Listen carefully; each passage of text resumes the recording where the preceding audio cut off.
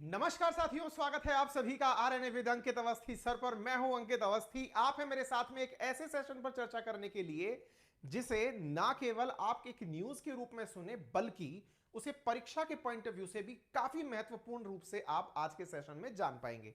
चलिए शुरू करते हैं और आपको बताते हैं कि हाल ही में भारत और पाकिस्तान सीमा क्षेत्र में किन्हीं मुद्दे को लेकर के आमने सामने हैं और ऐसी स्थिति में दोनों तरफ की जो सीमा सुरक्षा बल हैं वो एक दूसरे का प्रतिकार कर रही हैं, विरोध कर रही हैं। जगह है सर क्रीक। आज के सेशन में बताएंगे ये कहां है, क्या विवाद है और ये एग्जाम के पॉइंट ऑफ व्यू से कितना ज्यादा इंपॉर्टेंट है। तो चलिए आपको आज के सेशन में शुरुआत से बताएं, लेकिन आप सबका तहे दिल से धन्यवाद जो आप लोगों ने इतना उमड़ उमड़ के प्यार हमें दिया है। मैं यकीन मानता हूं कि आपका यही विश्वास जो मुझ पर है, यही हमारे काम करने की सबसे बड़ी शक्ति है।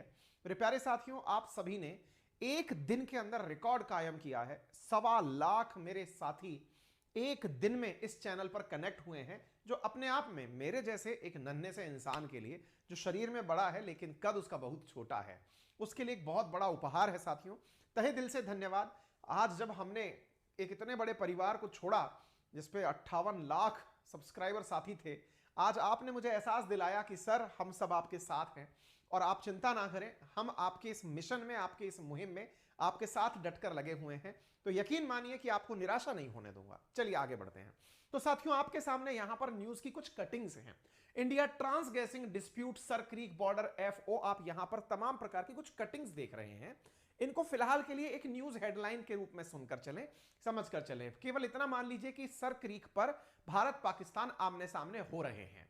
पहली बार नहीं है, लेकिन कई बार हो लिए। कैसे हो लिए ये बताऊंगा मैं आपको, क्योंकि आपको इससे अंदाजा लगेगा कि कितना इंपॉर्टेंट है।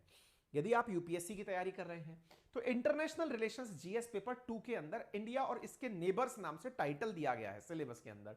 इस हिसाब से इंपॉर्टेंट है। यदि आप यूपीएससी की तैयारी कर रहे हैं तो जीएस पेपर जो 3 है, उस जीएस पेपर 3 के अंदर security challenges and there management in border areas, इस प्रकार का भी सिलेबस मेंशन है इंटरनल सिक्योरिटी के अंदर। ठीक है, कहने का मतलब यह हुआ कि यह टाइटल सिलेबस के पॉइंट ऑफ व्यू से इंपॉर्टेंट है। अब आप कहेंगे सर हम तो यूपीएससी की नहीं कर रहे, हम तो स्टेट पीसीएस कर रहे हैं।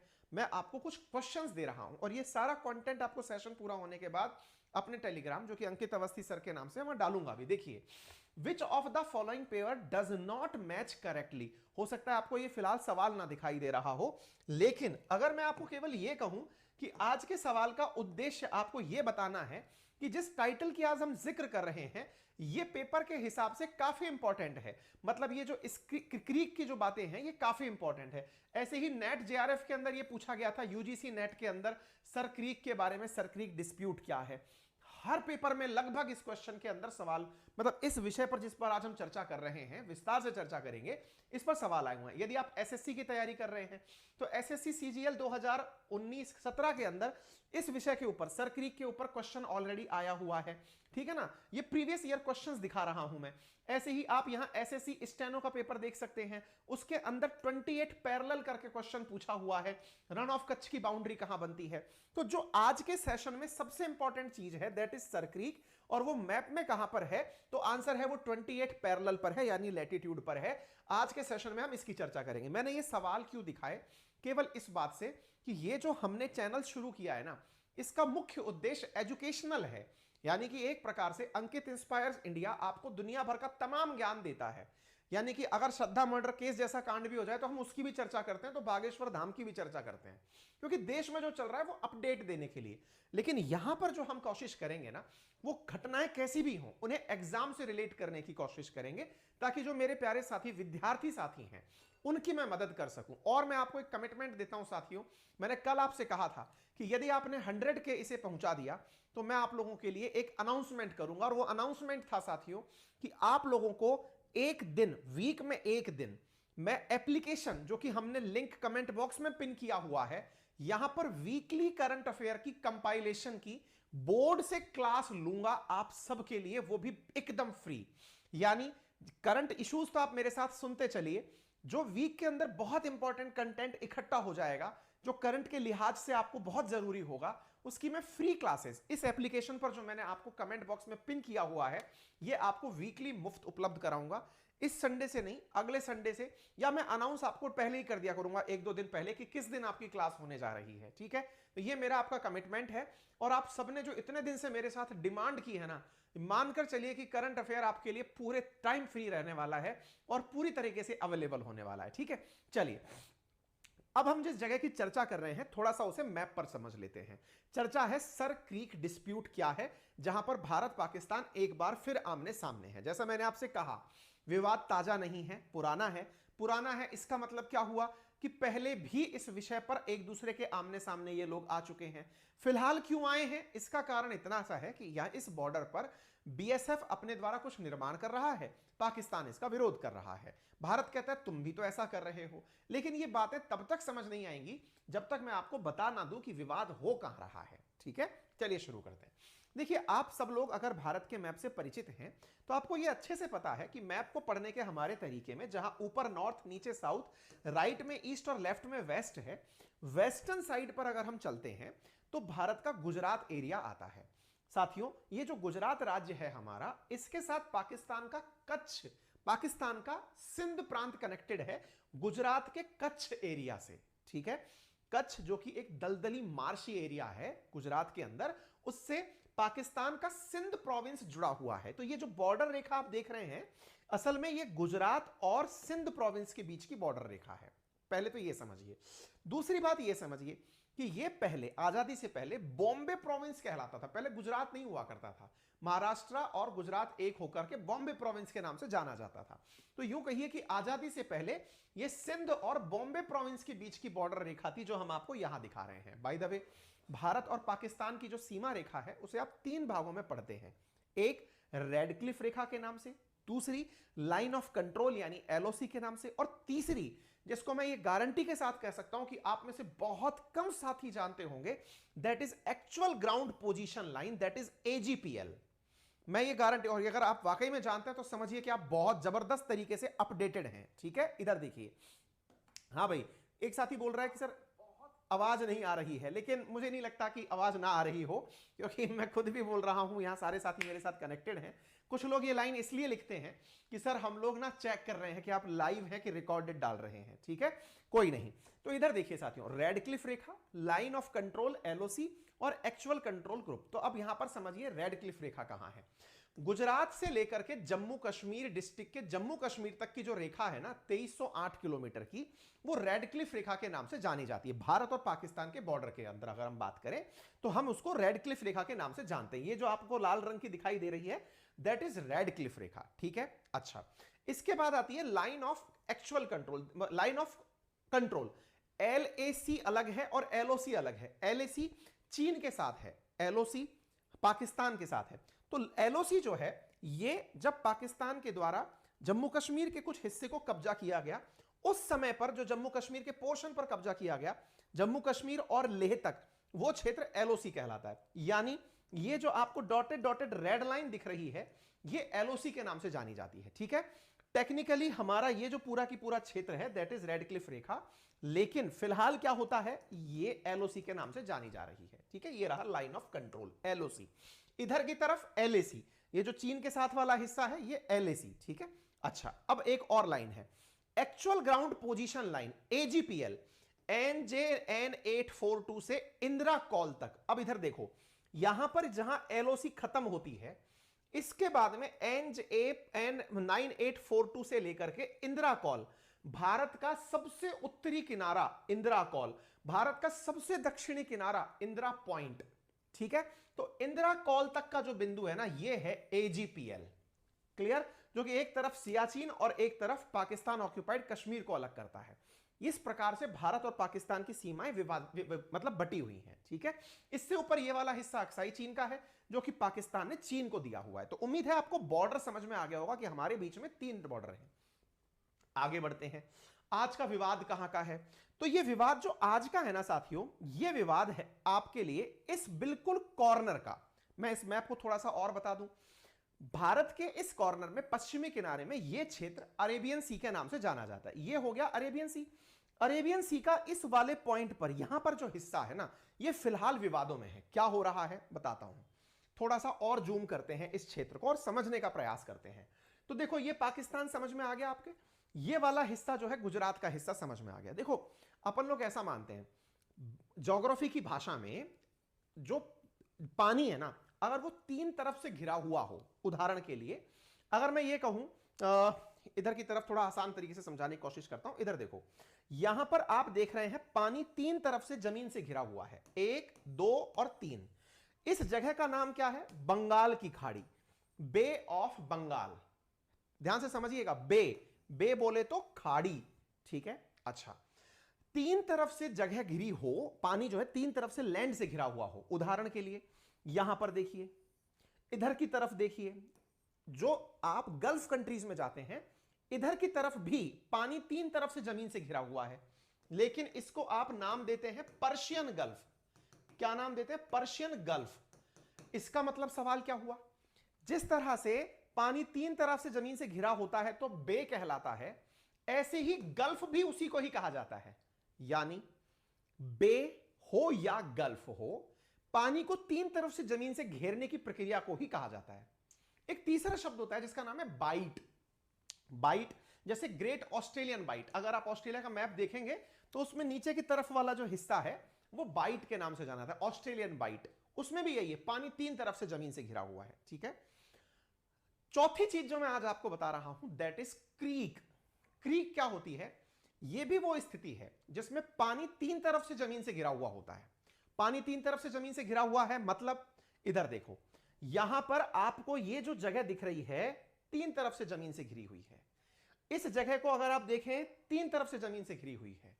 इन जगहों को क्रीक नाम दिया गया है, यानी एक प्रकार से बहुत सकड़ी गल्फ क्रीक कहला रही है, या दरार, यानी दरार जैसी जगह। आ गई बात समझ में? फिलहाल जो जगह सुर्खियों में है उसका नाम है सर क्रीक, यानी एक तरह से चाहे गल्फ ऑफ कच्छ हो, चाहे गल्फ ऑफ मन्नार हो, कोई सी भी, उससे थोड़ा और सकरा एरिया क्रीक के नाम से जाना जा रहा है। आज हम उसकी चर्चा कर रहे हैं। थोड़ा आगे बढ़ते हैं। पाकिस्तान और भारत के बीच में इस क्षेत्र पर क्रीक जो स्थित है उसे सरक्रीक कहा जा रहा है। आप पूछेंगे इसका मतलब यह है कि यहां जो छोटा सा रास्ता है, इस रास्ते में समुद्र का पानी टच तो होता होगा क्योंकि सामने तो समुद्र है। बिल्कुल सही सोच रहे हैं आप। या फिर उल्टा कहिए कि इस खाड़ी के निर्माण की बड़ी वजह यह भी तो हो सकती है कि कोई नदी आ रही हो और वो यहां से आकर समुद्र में गिर रही हो। हमने कहा यह भी सही हो सकता है। अगर नदी आकर गिर रही हो तो नदियां दो प्रकार की चीजें बनाती हैं। क्या? या तो नदी बनाती है डेल्टा, या नदी बनाती है एस्चुरी। अब यह क्या है? देखिए, नदी अगर सीधी आए और धम से समुद्र में गिर जाए तो वो आसपास काट छांट नहीं करती, सीधी जाकर पानी में गिरती है, नॉन एज डेल्टा और एस्चुरी। ये दोनों में केवल इतना सा फर्क है कि दोनों ही पानियों में गिरने की जगह है। फर्क इतना है, यदि वो फैलकर गिर रही है, यदि वो एक जगह से जाकर गिर रही है। इस जगह पर जो नदी आकर गिर रही है वो बाणगंगा है, जो सरक्रीक में आकर गिर रही है और एस्चुरी का निर्माण कर रही है। गंगा नदी भी बंगाल के अंदर बंगाल की खाड़ी में जाकर गिरती है, लेकिन वहां सुंदरवन डेल्टा बनाती है, बहुत ज्यादा फैली हुई जगह निर्माण करती है। एस्चुरी एक सीधी रेखा में आकर के नदी पानी में गिर जाए, ठीक है, जैसे गोवा में मांडवी नदी आकर समुद्र में गिरती है, ठीक है, एक रास्ते से आई और धम से गिर गई। एस्चुरी संकीर्ण रेखा। डेल्टा नदी समुद्र के पहले आके कई भागों में बट गई कि मैं इधर से भी गिरूंगी, मैं इधर से भी गिरूंगी, मैं इधर से भी गिरूंगी, कई भागों में छोटे छोटे छोटे छोटे भागों में बट गई, ठीक है। यहां पर क्या है? एस्चुरी। कौन सी नदी की एस्चुरी है? नाम है बाणगंगा। अब आपको बहुत सारे पॉइंट ऐसे पता चल रहे होंगे जो यहां पर ज्योग्राफिकल लग रहे होंगे। आप चिंता मत करिए, जो हमारा बैच आ रहा है ना आपको इस एप्लीकेशन के ऊपर, जिसमें मैंने आपको कहा है ज्योग्राफी, पॉलिटी, हिस्ट्री और इकोनॉमी पढ़ाऊंगा, यकीन मानिए कि करंट से ज्यादा जीके, जो हम लोग सामान्यतः मैं यहां पढ़ाता नहीं हूं आप लोगों को, लेकिन जिसको पढ़ के हमने सिविल सर्विसेज के एग्जाम दिए हैं, वो सारी चीजें आपके उस कोर्स में बहुत अच्छे से कवर हो पाएंगी। इतना यकीनन मानिएगा कि जो आप खरीदेंगे ना 1999 के अंदर कोर्स, आप पे करेंगे उससे ज्यादा वसूल करके जाएंगे, ये गारंटी है, ठीक है ना। बस आप इतना सा यकीन रखिए कि बहुत कुछ सीखने का, ये जितनी भी चीजें हैं ना, डेल्टा, एस्चुरी, गल्फ, बे, बाइट, क्रीक, ये सब सीख जाओगे, पूरी मैपिंग के साथ सीखोगे, ठीक है। अच्छा, तो अब यहां पर क्या हो रहा है, बाणगंगा, बाणगंगा आकर के गिर रही है यहां पर। इस जगह नदी जब अरब सागर में मिल रही है तो यहां ध्यान रखना, नदी का पानी मीठा होता है, समुद्र का पानी खारा होता है। जरूरी नहीं है कि नदियां सारी मीठी हों। उदाहरण के लिए राजस्थान की लूणी नदी जहां से ओरिजिन होती है वहां से मीठी है, लेकिन रास्ते में जाकर खारी हो जाती है। कभी चर्चा करेंगे उस पर भी। लेकिन कहने का कुल मिलाकर अर्थ है, दुनिया की अधिकांश नदियां स्वाद में मीठे पानी की होती हैं, और मीठा पानी और खारा पानी जहां मिलता है वो मछली उत्पादन के लिए सबसे जबरदस्त जगह होती है। दोबारा सुनिए क्या बोल रहा हूं, मीठा पानी और खारा पानी जहां मिलता है वहां पर मछली उत्पादन बेहतरीन होता है, नंबर एक। नंबर दूसरा, जहां गर्म जल धारा और ठंडी जल धारा आपस में मिलती है, मछली का उत्पादन वहां पर भी जबरदस्त होता है। ठीक है ना। जैसे जापान के नजदीक ओवेशियो और कोरेशियो नामक जो समुद्र की करंट हैं, जब ये आपस में मिलती हैं तो जापान इसी कारण मछली उत्पादन में, चीन इसी कारण मछली उत्पादन में उस क्षेत्र का महत्वपूर्ण यूज लेता है। ऐसे ही यहां पर खारा पानी और मीठा पानी मिलता है, इस संगम पर मछली का उत्पादन होता है, और इस जगह की मछली अपने आप में गजब लेवल पर फेमस है, और उस मछली का नाम है सीरी मछली। क्या नाम है, सीरी मछली। देखो कितने सारे फैक्ट पता चल रहे हैं, मतलब इस सेशन का आप अगर फैक्ट शीट बनाएंगे ना तो भी आपको आनंद आ जाएगा। सीरी नामक मछली इस जगह पर पाई जाती है, कहां पर, सर क्रीक में। मछली क्या करेंगे, अजी खाते हैं और बेचते भी हैं। पाकिस्तान जिसके आर्थिक हालात इतने खराब हैं, आप सोचकर देखें कि मछलियों के उत्पादन की लड़ाई में वो कितनी लंबी लड़ाई लड़ेगा। आप कहेंगे फिर से मत घसीटो सर आप पाकिस्तान को।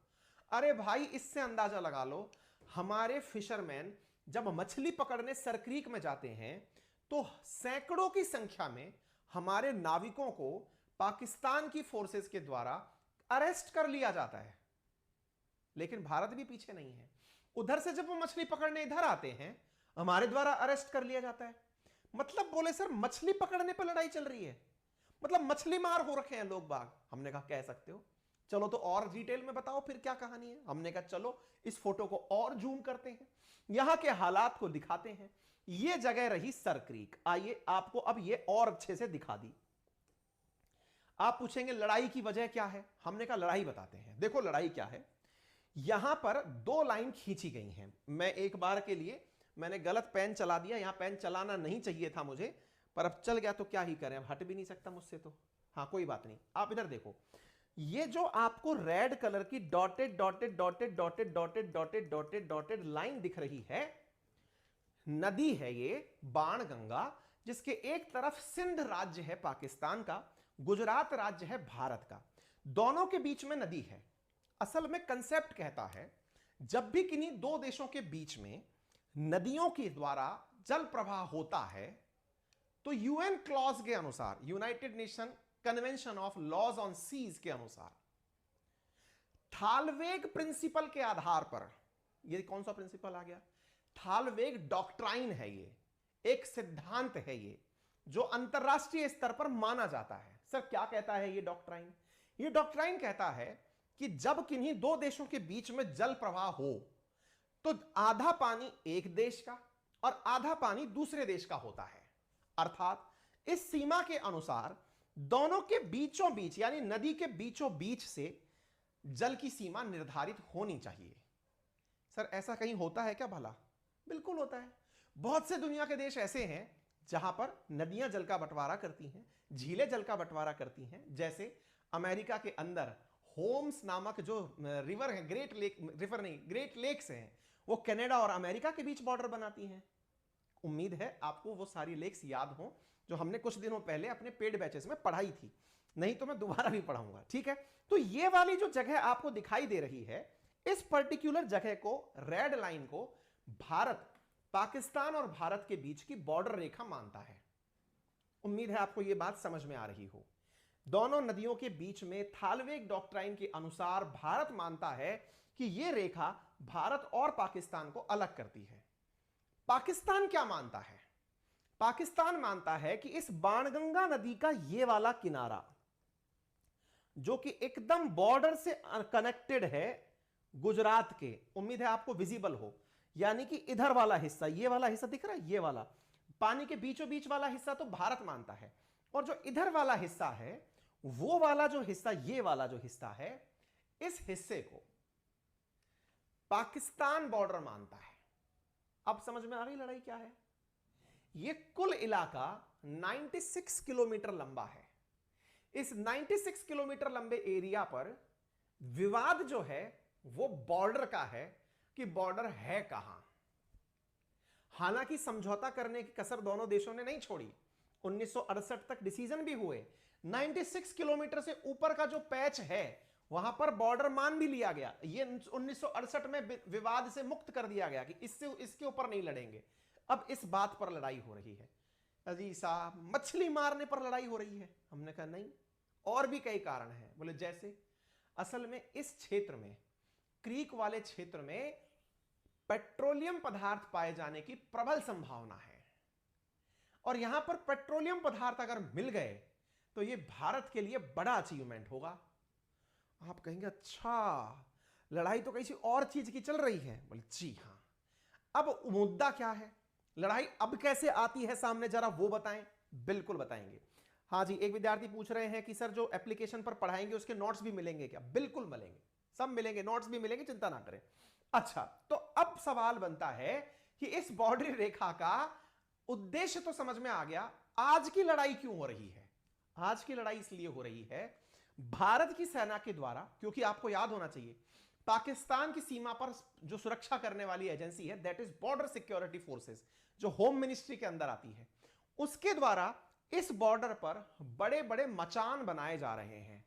यानी कि नोटिस करने के लिए बड़ी बड़ी बिल्डिंग्स बनाई जा रही हैं, ताकि बैठकर नदी के उस पार देखा जा सके कि कोई मछुआरा तो नहीं आ रहा है।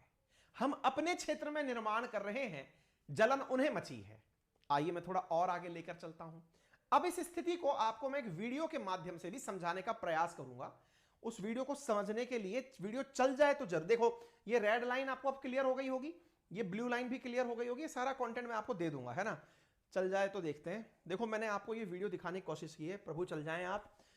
ये जो आपको जगह दिख रही है, हाँ, चल गया, बस अब आप इस जगह को अच्छे से देख सकते हैं क्या हो रहा है। देखो ये आपको दलदली जो क्षेत्र दिखाई दे रहा है, असल में इस मछली के उत्पादन की तो सारी लड़ाई है। ये जो समुद्र है, समुद्र का पानी कई बार तो नदी में चला आता है, कई बार नदी में नहीं आता है। इस मछली के उत्पादन की सारी लड़ाई है। इस क्षेत्र में जो पानी है ना, वो दलदल भूमि पैदा करता है। आपको जान करके आश्चर्य होगा, हमारे जो बीएसएफ के जवान है ना, वो इस जगह पर जूते उतार कर चलते हैं। क्यों? क्योंकि जूते पहन लिए तो वो कीचड़ में धसेंगे। कहते हैं कि जवान नंगे पैर, देखो आप इनको देख सकते हैं, नंगे पैर इस क्षेत्र के अंदर पूरी तरह से मॉनिटरिंग की जाती है। ये पूरा एरिया समुद्र के ज्वार भाटा के कारण जब पानी ऊपर चल के आ जाता है तो ये दलदली बन जाता है, खारा पानी यहां आता है। खारा पानी आने की वजह से स्थितियां बहुत बिगड़ जाती हैं। कई बार जब मछुआरे मछली पकड़ने जाते हैं तो इस प्रकार से फोर्सेस के द्वारा उन्हें गिरफ्तार कर लिया जाता है। सैकड़ों की संख्या में इस पानी में मछली पकड़ने जो मछुआरे गए हैं, उन्हें बहुत बार गिरफ्तार किया गया है। वो मछुआरे आइदर भारत की जेल में बंद हैं या पाकिस्तान की जेल में बंद हैं। इस प्रकार से यहां पर बड़ी मात्रा में मछली का उत्पादन होता है। उम्मीद है कि आप इस फोटो विजुअलाइजेशन के माध्यम से इस बात को समझ गए हों। विवाद क्लियर हो गया होगा जहां तक मुझे यकीन है। गला फाड़ करके मैंने बिंदी से बिंदी आपको सारा कंसेप्ट सिखा दिया है। अब लड़ाई क्यों है वो भी बता दिया है। जानकारी पसंद आ गई हो तो अब आप अपनी जिम्मेदारी में निभा दो। मैंने अपनी जिम्मेदारी निभा दी है, बिना एसी चलाए, पंखा बिना चलाए। जिम्मेदारी ये है कि चूंकि हमारा यह परिवार एक बहुत बड़े वट वृक्ष में से टूटकर एक छोटे से पुष्प के रूप में, एक छोटे से पौध के रूप में शुरू हुआ है, इसे जितना हो सके अपने सभी साथियों के पास सूचना के रूप में प्रेषित कर दो। यानी कि आरएनए बाय अंकित अवस्थी अब 2.0 पर नहीं होगा, अब यही होगा। और ऐसी स्थिति में अपने सभी साथियों से इस चैनल को ज्यादा से ज्यादा शेयर करके उनसे इसे सब्सक्राइब करा लो। हमें जल्दी ही मिलियन क्लब में पहुंचना है यार। बहुत दुख होता है, 58 लाख का परिवार छोड़ा है अपन ने, खुद का बनाया हुआ है ना।